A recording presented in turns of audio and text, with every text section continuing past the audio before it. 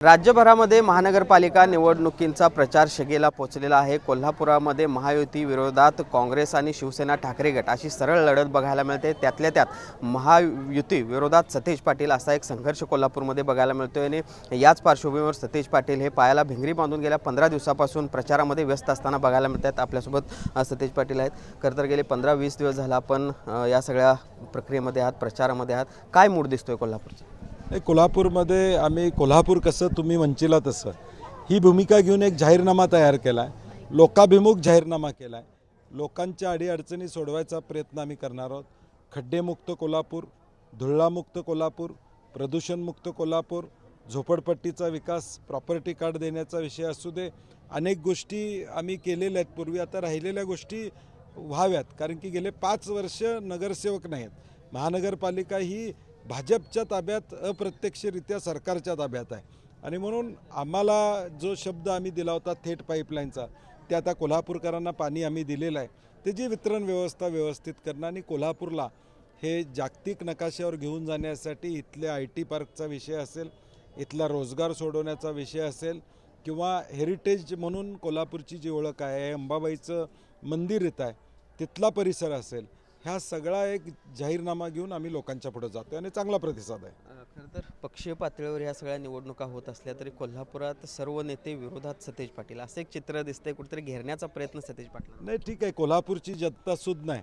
आज बंटी पाटील जो काय जिवंत आहे तो कोल्हापूरकरांच्यामुळं जिवंत आहे आणि कोल्हापूर ही लढाई आमची जी आहे ती टक्केवारी, भाजपची टक्केवारी आहे, शिंदे सेनेची टक्केवारी आहे, त्याच्या विरोधातली ही लढाई आहे। हा महायुती विरुद्ध कोल्हापूरकर अशी ही लढाई आहे आणि आम्हाला निश्चितपणे माहिती आहे की खात्री आहे की कोल्हापूरकर हे महायुतीला नाकारून काँग्रेसबरोबर या ठिकाणी राहतील, हा विश्वास आम्हाला आहे। खरं तर महायुतीकडून जो काही प्रचार केला जातोय त्यामध्ये मागच्या काळामध्ये सत्ता काँग्रेसकडे होती, पर्यायाने सतेज पाटील यांच्याकडे होती, त्यावेळी विकास का केला गेला नाही असा प्रश्न विचार मला वाटते त्याचं उत्तर मी ऑलरेडी त्यांना दिलेलं आहे। त्या माझ्या सत्तेमध्ये आत्ता जे विरोध करतात ते सुद्धा, टीका करतात ते सुद्धा सहभागी होते, त्यांचेही महापौर झालेले आहेत, त्यांचेही परिवहन सभापती झालेले आहेत, त्यामुळे त्याला काय अर्थ नाही। मी काय म्हणतो की तुम्ही 3 वर्ष आता महायुतीचं सरकार या राज्यामध्ये, तुम्ही कोल्हापूरसाठी काय केलं? आमचा साधा प्रश्न आहे। आम्ही काय करणार आहे हे सांगा लागलोय ना, तुम्ही काय करणार हे सांगत नाही, माझ्यावर टीका करतात।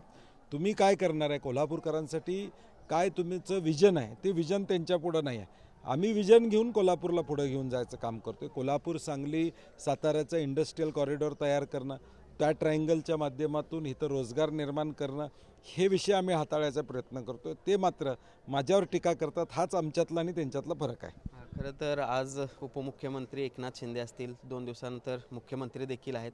प्रचाराची किंवा नेत्यांची फौज महायुतीकडून उतरवली जाणार असं दिसतंय कोल्हापूर? नाही, ही नेत्यांची फौज कोल्हापूरकरांच्या विरोधात आलेली आहे।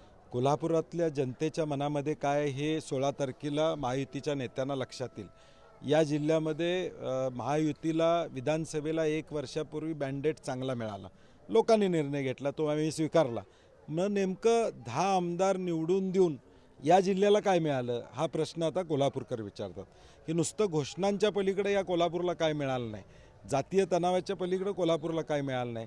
त्यामुळे विधानसभेला जे यश या मंडळींना मिळालं ते वेगळ्या नीतीनं मिळालं होतं, त्या बदल्यात कोल्हापूरकरांच्या पदरात काय पडलं याचं उत्तर 16 तारखेला आम्हाला मतदान करून कोल्हापूरकर देतील, आम्हाला विश्वास। निधीच्या बाबतीत जी काही वक्तव्य सगळ्या प्रचारादरम्यान केली जात आहेत, जर काँग्रेस किंवा महायुतीच्या विरोधात हे जर मतदान गेलं तर मग कोल्हापूरला निधी मिळणार नाही असा एक अप्रत्यक्ष इशारा देण्याचा प्रयत्न होतोय। नाही, माझं म्हणणं आहे 10 आमदार तुमच्या 1 वर्षात निधी का आणला नाही? तुम्ही रस्ते कोल्हापुरातले चकाचक का केले नाहीत? लोकांच्या पाठीचे मणके तुटले आणि निधी वगैरे हे सगळं फारसं आहे। आम्ही सत्तेचं दार मोडून निधी आणू कोल्हापूरकरांसाठी, काळजी करायचं काम नाही। किती नगरसेवक कोल्हापूरसाठी येतील? नाही, स्पष्ट बहुमत आम्हाला मिळेल। मी ज्योतिष नाही, तिकडं भाजपमध्ये बरेच ज्योतिष आहेत, ते सांगतात एवढं तेवढं, परंतु मी काय भविष्यवाणी करणार नाही।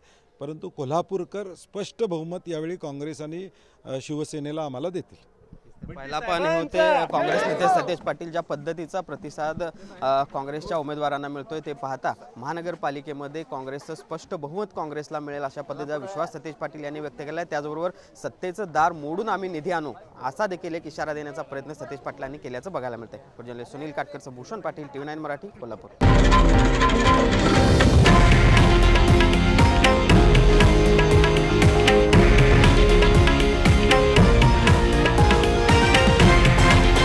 हे आहे देशातील नंबर 1 न्यूज नेटवर्क आणि आपण पाहत आहात TV9 मराठी, एकमेव.